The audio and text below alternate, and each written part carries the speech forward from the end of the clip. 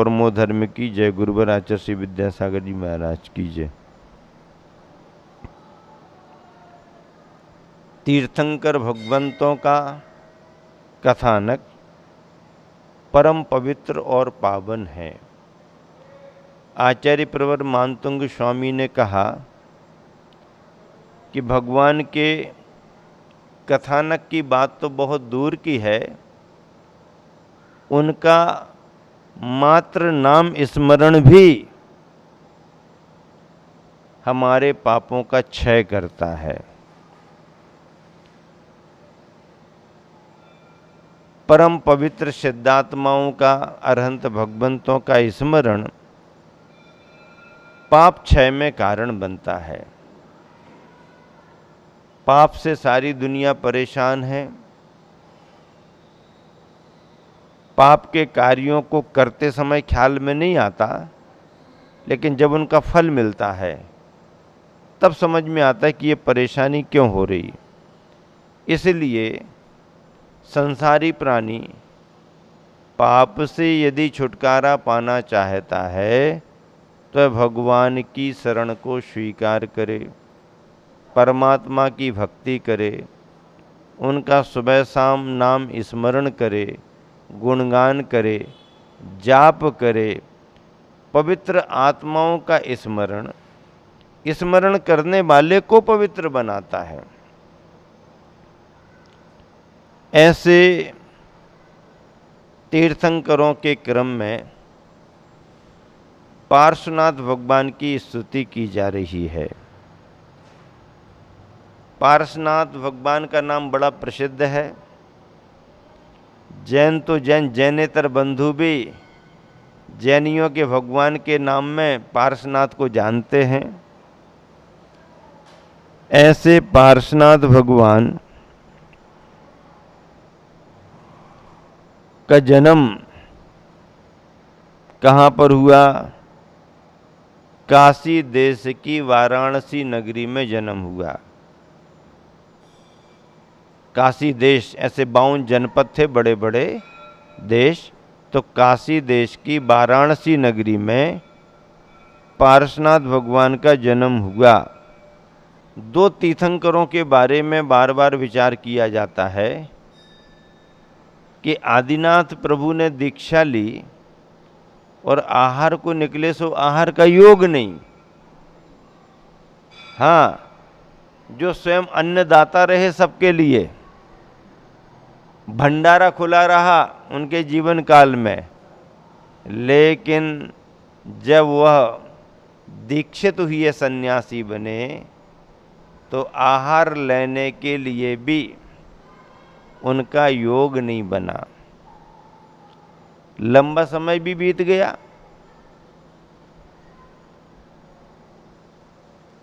आदिनाथ भगवान के कथानक में ये जुड़ा और पार्श्वनाथ भगवान के कथानक में ये जुड़ा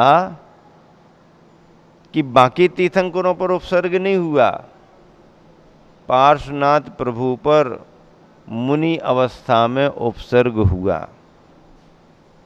भगवान की अवस्था में किसी को उपसर्ग नहीं होता, चाहे तीर्थंकर हो और चाहे सामान्य केवली हो। तीर्थंकर हो चाहे सामान्य केवली हो, भगवान की अवस्था में उपसर्ग नहीं होता।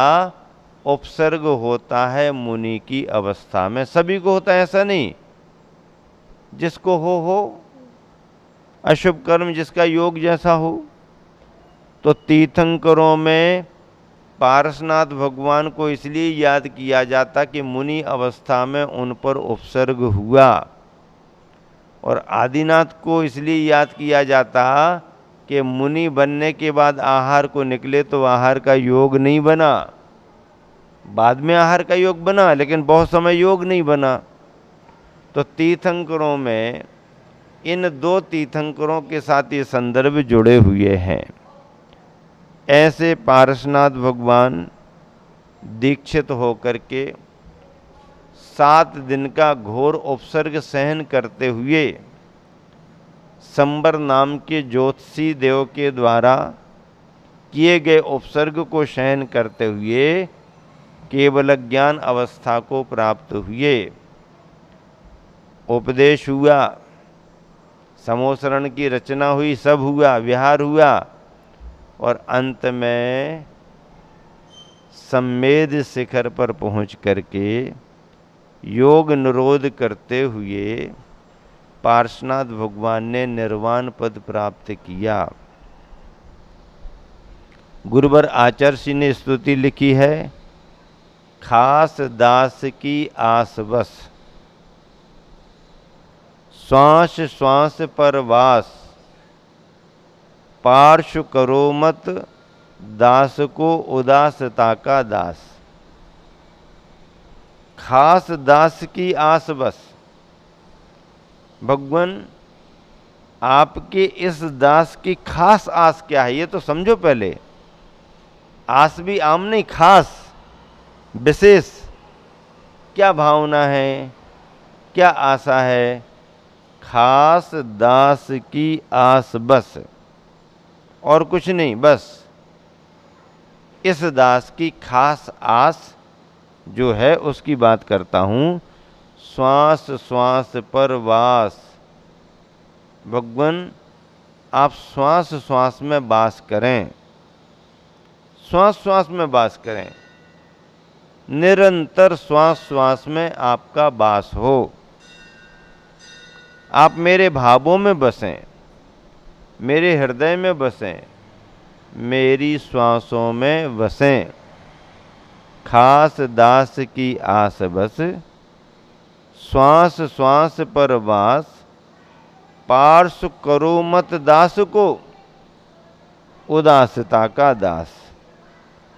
पार्श्व करो मत दास को, हे पार्श्व प्रभु इस दास को उदासता का दास मत बनाओ, अर्थात हमारी भावना पूरी कर दो, हमारी उम्मीदों को पूरी कर दो, ताकि मैं प्रसन्न हो जाऊं, उदास ना रहूं। इस दोहे में कुछ शब्दों को लेकर के गुरुवर आचार्य ने बहुत अच्छे भावों से स्तुति की है।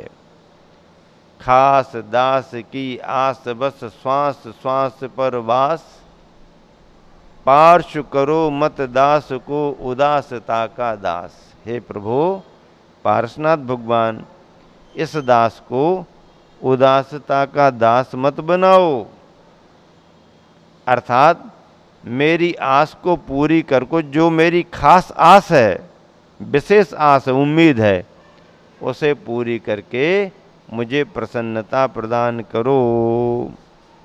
अगला दोहा क्या लिखा, ना तो सुर सुख चाहता। भगवान आपकी भक्ति करते हुए मैं सुर सुख को नहीं चाहता। सुर यानी स्वर्गों का सुख नहीं चाहता। सारी दुनिया स्वर्गों का सुख पाने के लिए लालायत है, हमें मिले हमें मिले हमें मिले, हम भी स्वर्ग जाएं। संभव नहीं। क्यों? क्योंकि मनुष्य पर्याय को इंद्र तरस रहा है और ये मनुष्य स्वर्गों की देव पर्याय को तरस रहे हैं। नर काया को सुरपति तरसे सो दुर्लभ प्राणी, और सुर काया को नरपति तरसे सो दुर्लभ प्राणी। ऐसे थोड़ी मिलती है, दुर्लभता से मिलती है। ना तो सुर सुख चाहता, हे भगवान मैं स्वर्गों का सुख नहीं चाहता हूं। शिव सुख की ना चाह, मुझे आप यदि पूछो तो मुझे मोक्ष सुख की भी चाह नहीं है अब। अरे स्वर्गों के सुख की बात कहाँ करते हो, मुझे तो इस समय मोक्ष के सुख की भी चाह नहीं है। क्यों? मोक्ष का सुख तो अच्छा है, बड़ा है। मोक्ष का सुख अच्छा है, बड़ा है, बहुत अच्छी बात है, लेकिन अभी तो मुझे दूसरा सुख चाहिए है। कौन सा सुख? ना तो सुर सुख चाहता, शिव सुख की ना चाह, तो थुति सरवर में सदा, आपकी स्तुति रूपी सरोवर में, आपकी भक्ति रूपी सरोवर में, तो थुति सरोवर में सदा, होवे मम अवगाह, मेरा निरंतर अवगाह होता रहे, मैं निरंतर उसमें स्नान करता रहूं, भक्ति रूपी सरोवर में निरंतर स्नान करता रहूं, निरंतर उसमें से निकलूं ही नहीं, बाहर आने का काम ही नहीं, उसी में अवगाहन करता रहूं। स्तुति का मार्ग अनिवार्य है।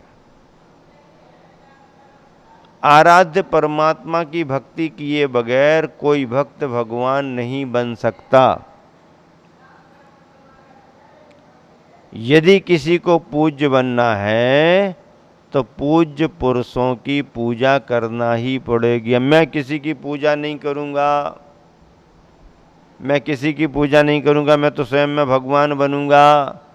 तो भगवान कहते हैं मैं भी भगवान बना हूं तो अपने पूर्व भवों में पूज्य पुरुषों की पूजा करके ही भगवान बना हूं।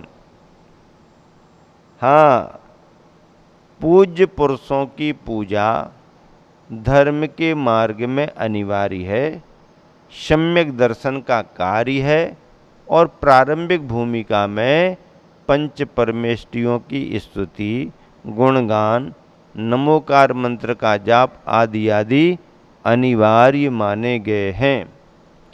इसलिए ऐसी स्तुति और खास करके गृहस्थों के लिए अपने मन में शुभ भाव लाने के लिए, अपने उपयोग को लगाने के लिए, सरलता से धर्म ध्यान करने के लिए स्तुति और भक्ति का मार्ग ही है।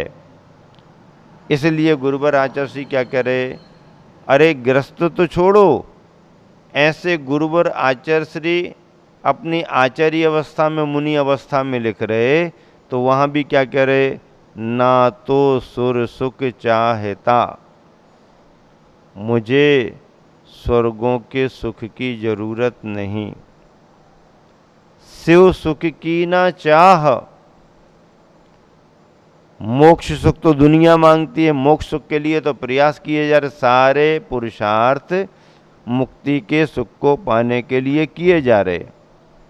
लेकिन गुरुवर आचार्य श्री कह रहे कि नहीं, शिव सुख की ना चाह, मुझे अब शिव सुख की भी चाह नहीं है।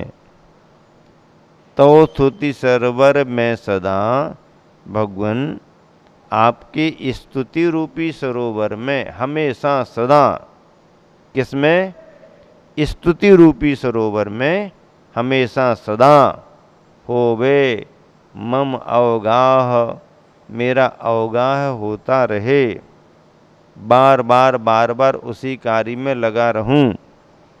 अभी ये ग्रीष्म काल चल रहा है, ज्ञान विद्या शिक्षण शिविर चल रहा है, क्रमबद्ध तरीके से सभी को लाभ मिल रहा है। चातुर्मास का सामने सामने समय है। ये वाला चातुर्मास कहाँ होगा अभी पता नहीं है, पिछला चातुर्मास कहाँ हुआ था ये पता है। आचार्य श्री से किसी ने पूछा, आचार्य श्री आप बिहार कहाँ के लिए कर रहे, तो आचार्य श्री कहते हैं कि बिहार मैंने कहाँ से किया ये तो मुझे पता है, लेकिन कहाँ के लिए कर रहे ये मुझे पता नहीं। देखो आचार्य श्री क्या उत्तर देते हैं। किसी ने पूछा, आचार्य श्री आप बिहार किस तरफ कर रहे, कहाँ जा रहे, तो आचार्य श्री कहते भैया कहाँ से बिहार शुरू किया है गर्मी में ये तो मुझे पता है कि पटनागंज रहली से मैंने बिहार किया, लेकिन कहाँ के लिए बिहार कर रहे ये मुझे ही मालूम नहीं। अब जब मुझे ही मालूम नहीं तो तुम्हारे लिए क्या बताएं। अब ये और वो सब पूछे, महाराज जी आपका चातुर्मास कहाँ होना है, कहाँ होना। भैया कहाँ होना ये मुझे पता नहीं, कहाँ कर चुके हैं पिछले साल ये बात पूछ लो आप। सिलवानी में चतुर्मास हुआ, और सिलवानी वाले आज यहाँ पर उपस्थित हैं। भक्ति करो, भाव न भाव। संयोजक बनकर के बहुत बड़ी भूमिका निभाई जय कुमार जी भाई जी ने, और आज पूरा परिवार फिर यहाँ पर उपस्थित है।